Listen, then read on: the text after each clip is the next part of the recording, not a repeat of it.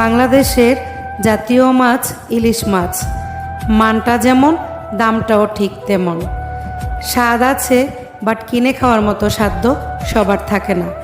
আমাদের মতো মধ্যবিত্ত ফ্যামিলিদের শখের নাম আশিতলা, যার জন্য আজকে ৩,০০০ টাকা দিয়ে 3টা ইলিশ মাছ কিনে আনলাম।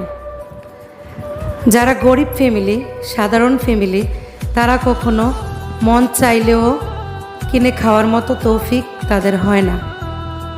আসলে আমি মনে করি ইলিশ মাছের দামটা কমানোর খুব দরকার।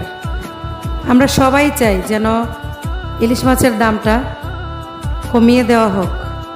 যাই হোক, আজকে আমার আম্মার খুব ফেভারেট ইলিশ মাছ ভাজা, আলুর ভর্তা আর কচুর লতি দিয়ে ইলিশ মাছ রান্না করা। তারপর ইলিশ মাছের ভাজার যে তেলটা, ওই তেলটা আম্মা ভাত দিয়ে খেতে খুব পছন্দ করে। তো আজকে সবাই একসাথে পছন্দের খাবার খেলাম। আমার মতো কারা কারা ইলিশ মাছ ভাজা আর আলুর ভর্তা পছন্দ করেন কমেন্টে জানাবেন, আর আপনাদের মতামত জানাবেন। আমি কি ঠিক বললাম না ভুল বললাম?